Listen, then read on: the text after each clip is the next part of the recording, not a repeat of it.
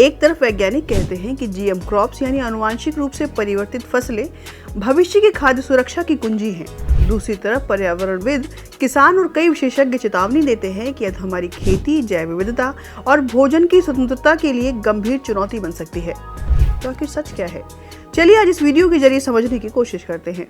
सबसे पहले इसे एक आसान उदाहरण से समझते हैं। मान लीजिए आपके मोबाइल में एक फोटो है, आप उस पर फिल्टर लगाते हैं, रंग बदलते हैं, रोशनी सुधारते हैं और तस्वीर को बेहतर बनाने की कोशिश करते हैं, फिर ही कहीं जाकर के पोस्ट करते हैं। कुछ ऐसा ही वैज्ञानिक पौधों के डीएनए के साथ करते हैं। वे पौधों के आनुवांशिक ढांचे में ऐसे बदलाव करते हैं जिनसे उनमें विशेष गुण विकसित हो सकें। कभी कभी दूसरे जीव का जीन जोड़ा जाता है और कभी पौधे के अपने जीन में ही परिवर्तन किया जाता है। इसका उद्देश्य हो सकता है कि फसलों को कीटों से बचाना, सूखा सहन करने योग्य बनाना या अधिक उत्पादन प्राप्त करना। इसी प्रक्रिया को जेनेटिक मॉडिफिकेशन कहा जाता है, यानी जीएम फसलें। सुनने में यह आधुनिक विज्ञान का चमत्कार लगता है, लेकिन यहीं से एक सवाल भी खड़ा होता है कि क्या प्रकृति ने करोड़ों वर्षों में जो जैविक संतुलन बनाया है, उसमें इंसान द्वारा किया गया हस्तक्षेप भविष्य में ऐसे परिणाम ला सकता है जिनकी कल्पना आज हम कर भी नहीं पा रहे। और यही प्रश्न जीएम क्रॉप्स को दुनिया के सबसे विवादित कृषि तकनीकों में से एक बना देता है। हालांकि जीएम क्रॉप्स के समर्थकों के पास अपने मजबूत तर्क हैं। उनका कहना है कि दुनिया की आबादी लगातार बढ़ रही है। संयुक्त राष्ट्र के अनुमान बताते हैं कि सन 2050 तक वैश्विक आबादी लगभग 10 अरब के आसपास पहुंच सकती है। दूसरी तरफ खेती योग्य भूमि सीमित होती जा रही है और जलवायु परिवर्तन के कारण सूखा, बाढ़ और असामान्य मौसम कृषि उत्पादन को प्रभावित कर रहे हैं। ऐसे में समर्थकों का कहना है कि हमें ऐसी फसलों की आवश्यकता है जो कम संसाधनों में अधिक उत्पादन दे सके, कीटों का सामना कर सके और बदलती जलवायु में भी टिक सके। उनके अनुसार जीएम क्रॉप्स केवल एक तकनीकी नहीं बल्कि भविष्य की खाद्य सुरक्षा का एक संभावित समाधान है। लेकिन विरोध करने वालों की चिंताएं भी कम जरूरी नहीं है। उनका तर्क है कि जब किसी जीव के आनुवांशिक ढांचे में बदलाव किया जाता है तो उसके दीर्घकालिक प्रभावों को पूरी तरह समझना हमेशा आसान नहीं होता।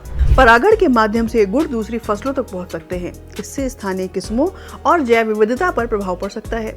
इसके अलावा मानव स्वास्थ्य पर दीर्घकालिक प्रभावों को लेकर भी दुनिया के विभिन्न हिस्सों में बहस जारी है। यानी सवाल वैज्ञानिक तकनीक से ज्यादा सावधानी का भी है। भारत का अनुभव भी इस बहस को दिलचस्प बनाता है। भारत में अब तक केवल बीटी कॉटन की व्यावसायिक खेती को मंजूरी मिली है। बीटी कॉटन को इस तरह विकसित किया गया था कि वो बोलवर्म नामक कीटों का बेहतर मुकाबला कर सके। कई क्षेत्रों में इससे उत्पादन बढ़ा और कीटनाशकों के उपयोग में कमी आई। हालांकि इसके आर्थिक और पर्यावरणीय प्रभावों को लेकर बहस आज भी जारी है। लेकिन जैसे ही जीएम सरसों, बीटी बैगन जैसे खाद्य फसलों की बात आती है, विवाद तेज हो जाता है, क्योंकि यह सवाल केवल खेती का नहीं बल्कि करोड़ों लोगों की थाली का है। भारत में जेनेटिक इंजीनियरिंग अप्रेजल कमेटी यानी जीईएसी किसी भी जीएम फसल के प्रस्ताव का वैज्ञानिक मूल्यांकन करती है, लेकिन केवल वैज्ञानिक परीक्षण ही पर्याप्त नहीं माने जाते, क्योंकि इस बहस का दूसरा पक्ष जनता का अधिकार भी है कि क्या लोगों को यह जानने का अधिकार नहीं होना चाहिए कि वे क्या खा रहे हैं। यही कारण है कि दुनिया के कई देशों में लेबलिंग और पारदर्शिता पर विशेष जोर दिया जाता है। भारतीय न्यायपालिका ने कई मामलों में एक महत्वपूर्ण सिद्धांत पर भी बल दिया है।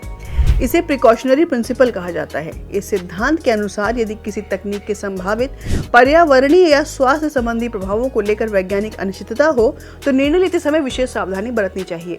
यानी पहले सुरक्षा फिर विस्तार, क्योंकि यदि कोई गंभीर नुकसान बाद में सामने आता है तो उसे वापस लेना आसान नहीं होता। और अगर दुनिया की अलग अलग नीतियों को देखें तो तस्वीर और भी रोचक दिखाई देती है। अमेरिका में जीएम सोयाबीन, मक्का और अन्य फसलों की बड़े पैमाने पर खेती की जाती है। वहाँ इसे कृषि उत्पादकता बढ़ाने और किसानों की प्रतिस्पर्धात्मक क्षमता मजबूत करने वाली तकनीक माना जाता है। वहीं यूरोप ने अपेक्षाकृत अधिक सतर्क रास्ता चुना है। कई देशों में जीएम उत्पादों पर स्पष्ट लेबल लगाना अनिवार्य है ताकि उपभोक्ता स्वयं निर्णय ले सके कि उसे क्या खरीदना है और क्या नहीं। और भारत ने अब तक इन दोनों दृष्टिकोणों के बीच संतुलन बनाने का प्रयास किया है। यहाँ वैज्ञानिक अनुसंधान को पूरी तरह रोका नहीं गया है, लेकिन खाद्य फसलों के मामले में सावधानीपूर्ण दृष्टिकोण अपनाया जाता रहा है। यानी एक तरफ तकनीकी प्रगति है, दूसरी तरफ सार्वजनिक सुरक्षा और उपभोक्ता अधिकार, और भारत इन दोनों के बीच संतुलन खोजने की कोशिश कर रहा है। दोस्तों, लेकिन जीएम क्रॉप्स की बहस यहीं खत्म नहीं होती। यह हमें एक और महत्वपूर्ण विषय की ओर ले जाती है, वो है बीज। क्योंकि कृषि का भविष्य केवल खेतों में नहीं, बीजों में भी छिपा होता है। आलोचकों की चिंता है कि यदि बीज बाजार कुछ बड़ी कंपनियों के नियंत्रण में केंद्रित होता गया तो किसानों की निर्भरता बढ़ सकती है। पारंपरिक बीजों का संरक्षण कठिन हो सकता है और स्थानीय किस्में धीरे धीरे कमजोर पड़ सकती हैं। यानी भविष्य में संघर्ष केवल भूमि का नहीं, बीजों का भी हो सकता है। और बीज पर नियंत्रण को कई विशेषज्ञ खाद्य व्यवस्था पर प्रभाव के रूप में देखते हैं। और यही कारण है कि जीएम क्रॉप्स की बहस विज्ञान की प्रयोगशाला से निकलकर अर्थव्यवस्था, राजनीति, किसान अधिकारों और राष्ट्रीय संप्रभुता तक पहुंच जाती है। दोस्तों, इतिहास हमें सिखाता है कि हर नई तकनीक अपने साथ अवसर भी लाती है और जोखिम भी। परमाणु ऊर्जा बिजली भी देती है और विनाश की क्षमता भी रखती है। आर्टिफिशियल इंटेलिजेंस चिकित्सा, शिक्षा और अनुसंधान में मदद भी कर सकती है और गलत सूचना फैलाने का माध्यम भी बन सकती है। ठीक उसी प्रकार जीएम क्रॉप्स भविष्य की खाद्य सुरक्षा का एक महत्वपूर्ण साधन भी बन सकती हैं और यदि नियमन कमजोर रहा तो नए विवादों का कारण भी। इसलिए असली सवाल जीएम क्रॉप्स सही है या गलत से ज्यादा इस बात का है कि क्या इनके वैज्ञानिक परीक्षण पर्याप्त हैं, क्या पर्यावरणीय जोखिमों का निष्पक्ष मूल्यांकन किया गया है, क्या किसानों के अधिकार सुरक्षित रहेंगे, क्या उपभोक्ता को पूरी जानकारी मिल पाएगी और क्या निर्णय पूरी पारदर्शिता के साथ लिए जाएंगे।